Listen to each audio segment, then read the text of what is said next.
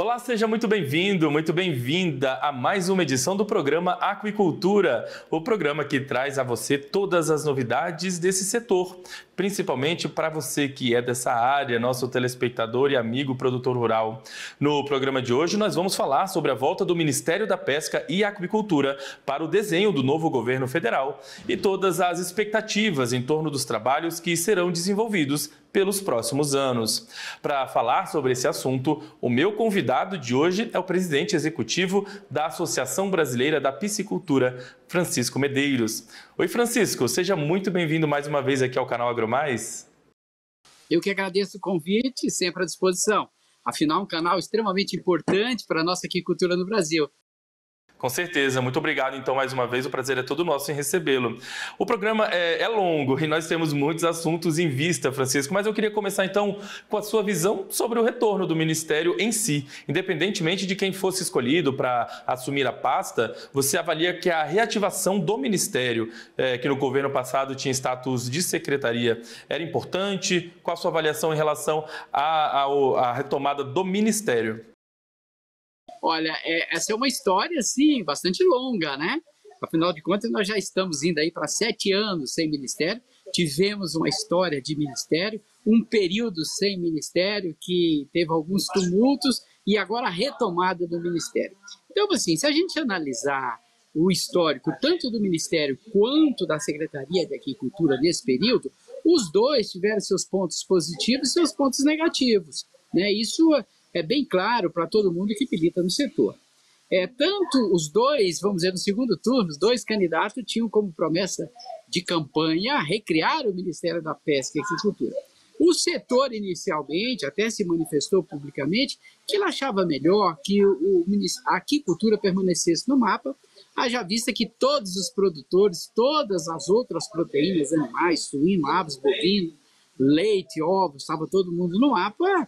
Não fazia sentido, né, a aquicultura ir para outro local. Mas é política de governo, nós temos um novo governo agora atualmente, ele trabalha para que a atividade se desenvolva, essa é a premissa básica, e acredita que com a estrutura de ministério isso vai ser mais eficiente. Então, o setor, nós temos que acreditar, porque afinal de contas esse é o nosso dia a dia, entra governo, sai governo, a gente continua todo dia colocando peixe na água, tirando peixe na água, como diz assim, colocando ração para o peixe, indo para o mercado vender, ou seja, as dificuldades e os bônus da atividade, ela independe da questão da política no dia a dia. É lógico que as decisões governamentais podem impactar positivamente ou negativamente. O interessante, nós tivemos 4 anos do governo anterior de estabilidade, com uma secretaria de Aquicultura e Pesca, e agora estamos entrando em uma nova experiência. O que a gente espera? Que tenhamos resultados melhores do que nós tivemos nos últimos 4 anos. Haja vista que o Ministério normalmente tem uma estrutura melhor do que uma secretaria. Então é com essa expectativa que a gente começa, vamos dizer assim, o ano de 2023. Muito bem. Durante aquele grupo de trabalho, grupo técnico de trabalho de transição ali no fim do ano, início desse ano, muitos nomes foram ventilados para assumir o ministério e acabou que o escolhido para a pasta, para comandar a pasta, é o André de Paula. Como o senhor avalia, como a associação avalia o nome do André de Paula para assumir essa gestão à frente da pasta? Olha, nesse governo, vamos dizer, os ministros são indicações do próprio presidente nas suas, vamos dizer assim, nas suas negociações com relação à governabilidade do país. Então, assim, a gente não criou nenhuma expectativa ruim ou má com relação a quem vem. Mas logo após a posse, nós tivemos já uma primeira reunião com o ministro André de Paula. É um deputado federal com longa experiência na Casa Legislativa, é a primeira experiência de vulto nele no Executivo, mas tem um grande histórico de Brasília. E a ação política hoje no Ministério, em função de algumas demandas que nós temos, ela é fundamental, seja questões relacionadas a tributo, seja as questões relacionadas às exportações, seja questões relacionadas ao fomento, que normalmente é o meio ambiente, que hoje é um dos ministérios mais importantes do atual governo, e nada melhor do que alguém que transite politicamente muito bem. Então, assim, é uma pessoa que demonstra confiança no seu trabalho. Agora, vamos trabalhar, né? Nós estamos ainda, como se diz assim, nas preliminares, nos preparativos de um jogo que tem 4 anos pela frente. Uhum, com certeza. Agora, aos poucos, então, o Ministério vai tomando forma, vai criando-se toda a estrutura dele. Alguns secretários, algumas secretarias foram já confirmadas e secretários nomeados. Eu queria citar algumas das principais secretarias aqui, e muita gente que está em casa, que nos acompanha, principalmente do setor, gostaria de entender um pouquinho melhor sobre essas secretarias. De repente, só possa ajudar de alguma maneira. Por exemplo, para a Secretaria Nacional da Pesca Artesanal. Qual a importância de uma secretaria como essa? Se eu não me engano, o escolhido foi o professor Cristiano Wellington Norberto Ramalho. Ele é doutor em Ciências Sociais lá pela Unicamp. Mas, de maneira geral, uma Secretaria Nacional de Pesca Artesanal. Ela vai trabalhar voltada, então, obviamente, para esse setor dentro da aquicultura, que é a pesca artesanal, né? O que aconteceu durante o GT da transição da pesca, o então coordenador, ele fez uma projeção do que seria um Ministério da Pesca e Aquicultura e como que deveria funcionar. E criou exatamente todas essas secretarias dentro de um projeto que o embrião estava lá no GT de transição, criado a partir da discussão do GT de transição. Isso que se diga que é muito importante, ou seja, essa é uma política bem específica do governo atual, ele que estabeleceu. Nós temos hoje, vamos dizer assim, mais de 700, 800 mil pescadores artesanais no Brasil, né? Que de alguma forma, vamos dizer assim, necessitam das suas políticas do dia a dia. Da mesma forma que a gente tem a surpresa do Ministério, a gente também tem a surpresa da pesca artesanal, porque o que fazer tem muito. Agora, o que vai fazer? Essa é uma construção que começa agora, porque nós não tínhamos um histórico anterior de condição disso. Com certeza o atual secretário vai formar uma equipe com expertise para que conheça exatamente a pesca artesanal e possa estabelecer uma política de médio e longo prazo, que isso é extremamente importante para o nosso setor. Além disso, a questão da pesca artesanal, você tem a questão social, né? E você tem também a questão ambiental, tanto é que agora o primeiro decreto do presidente, já no dia 1º, foi colocar a gestão ambiental, a gestão da pesca compartilhada com o Ministério do Meio Ambiente. Então, assim, é uma experiência nova também que nós teremos desse governo e que vai requerer do secretário um grande conhecimento, não só da área, mas principalmente na questão política de trâmite entre os dois ministérios. Porque, afinal de contas, o Ministério da Pesca ele tem essa questão social, no caso da pesca artesanal, e a questão da produção, e a questão ambiental. Então, um tripé extremamente sensível e que somente uma pessoa com grande experiência pode levar isso adiante e trazer um ambiente melhor de negócio para o pescador artesanal, que historicamente tem sempre reclamado de perdas. Pois é, agora no dia 3 de janeiro, que foi o dia da posse do ministro, ele inclusive no seu discurso de posse, ele citou aí que precisa fomentar políticas públicas, trabalhar para principalmente gerar renda e apoiar os pescadores artesanais. Então, pelo que dá para perceber do próprio ministro, a pesca artesanal deve ser um dos pilares aí da sua gestão e uma das prioridades da gestão dele, né? E tem que ser. Não, com certeza, porque a questão da pesca artesanal está ligada também à questão da segurança alimentar. Agora, como falei, é uma tarefa extremamente difícil, porque tem a questão que ele está lidando com recursos naturais, certo? Então, ele não pode simplesmente aumentar o esforço de pesca para atender uma demanda econômica do pescador e o meio ambiente. Então, é extremamente delicada essa posição do secretário de Pesca Artesanal, mas é uma pessoa habilitada tecnicamente, tem condições de conseguirá sucesso. Muito bem. Uma outra secretaria muito importante e que gera muito debate por algumas questões pertinentes é a Secretaria Nacional de Registro, Monitoramento e Pesquisa, que quem vai assumir é uma mulher, é a engenheira de pesca, professora e mestre Flávia Lucena Fredo. Então, é uma secretaria também muito importante para essa pasta para a gestão, né? Secretaria Nacional de Registro, Monitoramento e Pesquisa. Olha, esse é um dos assuntos assim mais, vamos dizer assim, mais conflitante desde a primeira vez que se criaram algum órgão para trabalhar com pesca e aquicultura no Brasil, que é a questão de estatística. Tanto é que a PeixeDR, em 2015, exatamente pela ausência de estatística estatal do governo, criou a sua própria estatística. Hoje nós temos o anuário da piscicultura, agora inclusive em fevereiro será lançado o anuário 2023, com toda a estatística de produção de peixes de cultivo. E por que nós fizemos isso? Fizemos porque não tinha, o governo nunca conseguiu, na realidade, fazer essa estatística, e as empresas necessitam de fazer planejamento. Elas necessitam de ter dados, e dados extremamente confiáveis. Então, eu estou falando da piscicultura. O setor privado banca, resolve isso no seu dia a dia, contratando empresa para fazer esse tipo de trabalho e fornecer às empresas. Já o setor de pesca é difícil. Não só, eu lembro alguns gestores anteriores da pasta, se fizer a pergunta, quantos barcos de pesca tem no Brasil? Ninguém sabe. E quem falar que sabe, está chutando. Então, isso é extremamente sensível, porque isso tem a ver diretamente com a questão de recurso pesqueiro, tem a ver diretamente com o meio ambiente, porque tem que ter o monitoramento, tem que haver o controle.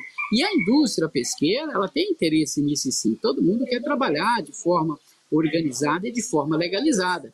Então, nós esperamos que essa secretaria realmente, pela primeira vez na história, no status atual, né, traga realmente essas informações e esse controle para que o Brasil entre nessa agenda da sustentabilidade que tanto se fala nesse governo, né? A ministra Marina, a bandeira é produção com sustentabilidade. E no caso da pesca especificamente, isso é extremamente importante. Claro, a importância, essa questão de sustentabilidade está em voga e entra em todos os ministérios, em todos os grupos de trabalho, na própria economia, enfim. A gente vai voltar a falar, inclusive, um pouco mais sobre isso. Eu peço para que você fique comigo aqui, Francisco, porque a gente vai para um rápido intervalo e na volta a gente conversa sobre sobre todos os assuntos ainda pertinentes, viu? E para você que está em casa, eu peço um pouquinho de paciência. Daqui a poucos minutos a gente volta, que a gente ainda tem muito assunto para tratar sobre a reativação do Ministério da Aquicultura e Pesca aqui no Brasil.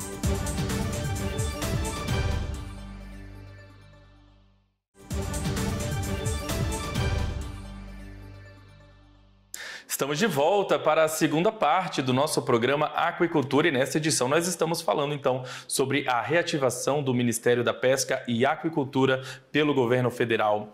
O meu convidado é o Francisco Medeiros, presidente da Associação Brasileira da Piscicultura. Bom, Francisco, então a gente estava no final do último bloco conversando sobre a questão de sustentabilidade. Essa questão é importante, é importante vender essa imagem para o mundo, que nós temos uma pesca sustentável, uma produção sustentável? Aí, especificamente nesse tema, eu vou falar da minha praia, que é a piscicultura, que é a aquicultura, né? A aquicultura no Brasil hoje é uma das mais sustentáveis no mundo, por uma série de motivos. Começa pela qualidade de água que nós temos, que é excepcional. Hoje nós temos um procedimento da Agência Nacional de Água, onde ela monitora e ela autoriza piscicultura por piscicultura para funcionar, exatamente para que possamos estar dentro da capacidade de suporte das bacias hidrográficas.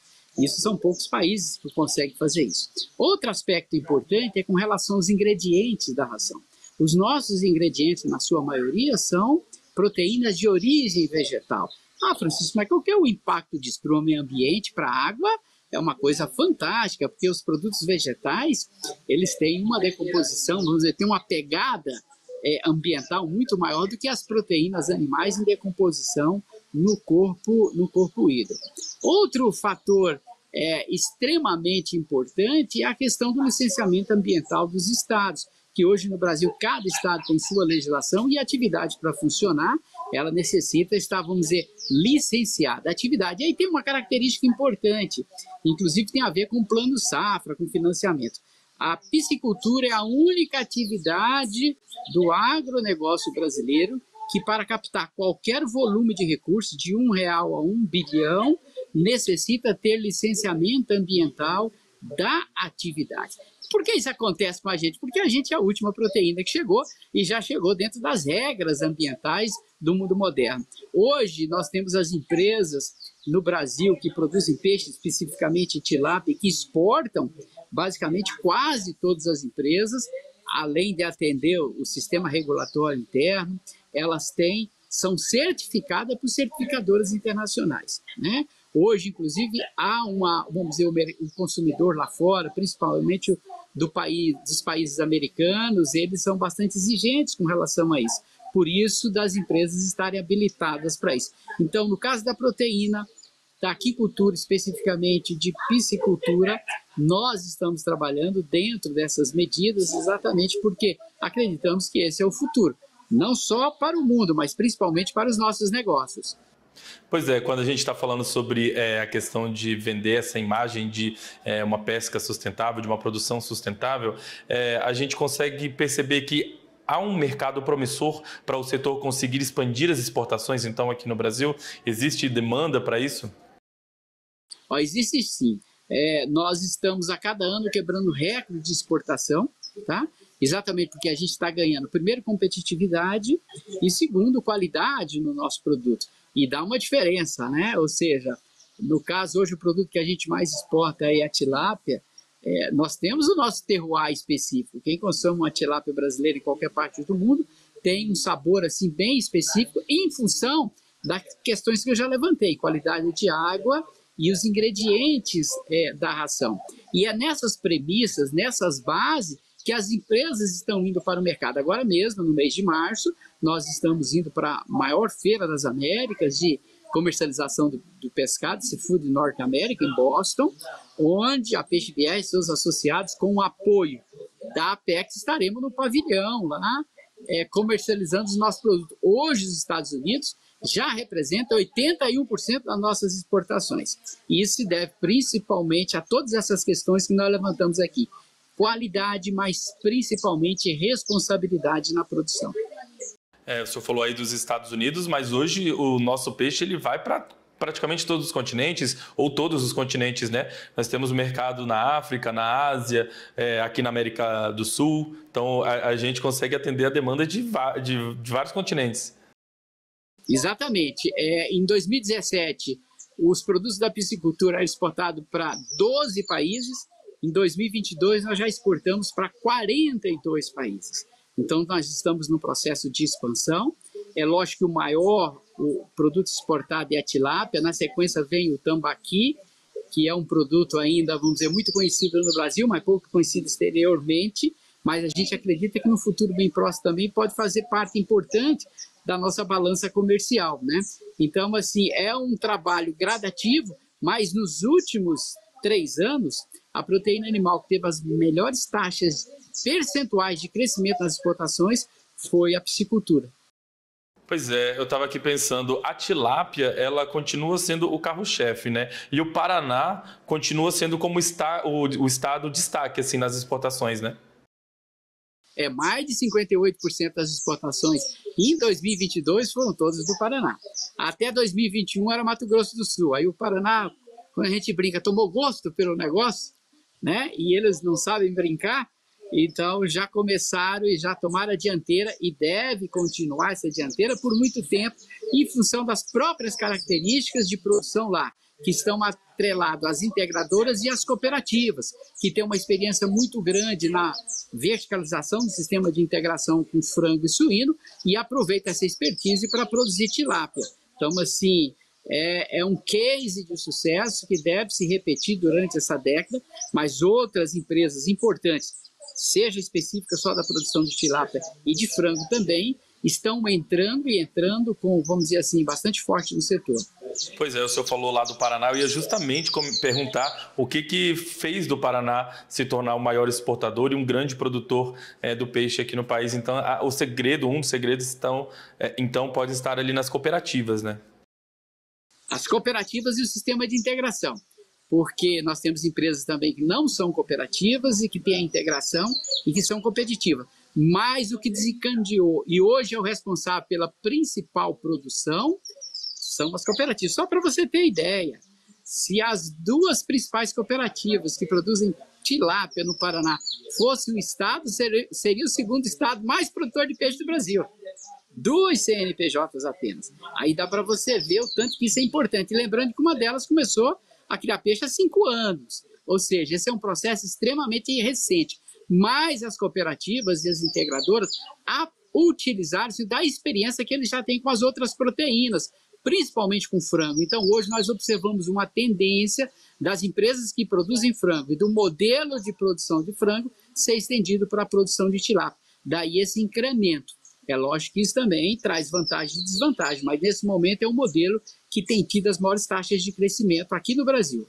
Durante o ano, Francisco, eu faço algumas reportagens aqui do nosso ProAgroMais sobre piscicultura, sobre pesca, mas e geralmente, ou a grande maioria das vezes, a não ser na Semana Santa, mas no restante do ano, eu sempre falo muito sobre tilápia. Realmente é o carro-chefe aqui do país. Por que se investe tanto em tilápia? Quais as características da tilápia? O que se faz? Onde estão as espécies nativas, digamos assim, dentro desse mercado todo? Bom, todo empresário trabalha com o objetivo de ter lucro. Isso é fato. Isso faz parte do regime capitalista. E é o regime que nós estamos inseridos. A tilápia hoje ela é produzida em 90 países e comercializada em 140 países. Então ela é uma commodity. Da mesma forma que o frango é uma commodity, que o suíno é uma commodity, que o ovo é uma commodity, que o soja é uma commodity, a tilápia é da mesma forma. Vou dar outro exemplo importante. Um exemplo, o frango, a genética que é produzida aqui no Brasil é a mesma genética que está sendo produzida nos Estados Unidos, no Vietnã, na África do Sul, ou seja, nós temos 2, 3 empresas líderes que fazem genética. E a tilápia, do mesmo jeito, ou seja, a maior empresa hoje de genética animal do mundo, ela tem a unidade de melhoramento de genética aqui no Brasil, de tilápia. Ok? Então, essa é uma commodity. Então, ela tem um pacote tecnológico de produção com relação à ração, um pacote genético, ela tem um pacote quando se trata especificamente de equipamentos para a produção, ela tem um pacote quando se trata de alimentação, ela tem um pacote de equipamentos no frigorífico e ela tem um apelo de comercialização muito grande. Você perguntou há pouco, qual que é o sucesso lá das cooperativas? Ela também tem um apelo muito grande na ponta, porque é um filé saboroso, é um filé de fácil preparo, ou seja, ela atende à demanda do produtor até o consumidor. Nós temos hoje, vamos dizer, toda a tilápia no Brasil hoje é vacinada, recebe vacinas para as enfermidades da tilápia injetada uma a uma. A gente não tem isso para as outras espécies de peixes do Brasil. Então, a diferença chama-se resultado econômico e satisfação do consumidor. É a regra básica do mercado no mundo inteiro para qualquer produto. Não adianta a gente ficar procurando outras explicações, assim, por quê. Não, é isso. Rentabilidade e cliente satisfeito. Essa é a regra de sucesso para qualquer produto em qualquer parte do mundo. Quando a gente conversa com você e com representantes do setor, a gente percebe que há um otimismo e há um potencial de expansão, de alcance de mercados, e tanto externos, mas aqui dentro do país também há uma expectativa de melhoria, de aumento de consumo, de incentivo na produção, mas tudo isso exige também um trabalho do governo, né? Políticas públicas que fomentem toda essa questão, tanto os produtores quanto os consumidores. Mas o orçamento do Ministério para 2023 gira ali em torno dos 200 milhões de reais. É um valor maior se comparado ao que o Ministério tinha no ano passado, quando ainda era uma secretaria. Mas é suficiente? Você acredita que 200 milhões de reais é um montante suficiente para poder fomentar todas essas políticas públicas e incentivar, de fato, o setor, ou é preciso mais dinheiro? Olha, eu vou falar especificamente da piscicultura, tá? Porque a pesca tem as suas demandas bem específicas que requer bastante dinheiro. Tá? No caso da piscicultura, o que a gente precisa principalmente do governo é o que você acabou de falar, políticas públicas, política. Tá? Eu vou dar um exemplo, e o que nós temos feito hoje especificamente com a tilápia são ações do setor produtivo e procura o governo para só chancelar. Então hoje um exemplo, nós temos o drawback da tilápia. Que história que é essa? Quando o produtor produz para exportar, ele compra insumos, ração, embalagem, medicamentos, sem pagar impostos federais e vende sem pagar impostos. É como se a fazenda dele fosse uma zona franca. Isso é realidade. Hoje, mais de 90% das nossas exportações, isso já são no sistema drawback. Isso não custa nada para o governo. Mas para implantar isso, alguém tem que bancar, e o setor produtivo bancou. Tá? Então, hoje, o que nós pedimos do governo, principalmente crédito, e não é crédito gratuito, é para pagar mesmo, com juros competitivos com o mercado internacional. Tá? Essa é uma política de governo. A segunda que nós queremos, celeridade dos processos de licenciamento ambiental. Um dos maiores entraves de desenvolvimento da piscicultura no Brasil é a demora nos licenciamentos. Nós temos estado que passa 400 dias, 500 dias para liberar uma licença. Tá? Nós tivemos até há pouco tempo atrás uma cessão de águas da União de uma hidrelétrica para produzir peixe, demorava 10 anos. Hoje a gente abaixou isso para 1 ano. Né? E outro fator que isso já está acontecendo é o governo colocar o peixe debaixo do braço e fazer a promoção da mesma forma que faz com os outros produtos. Hoje, o senador Favro, com certeza, vai rodar o mundo vendendo os nossos produtos, que venda também o nosso peixe. Afinal, a gente conta com isso, porque ele é produtor de peixe. Eu estou falando do Favro porque ele sai para fazer essas outras campanhas. Então, assim, a União Europeia, desde 2018, nós estamos impedidos de exportar para a União Europeia.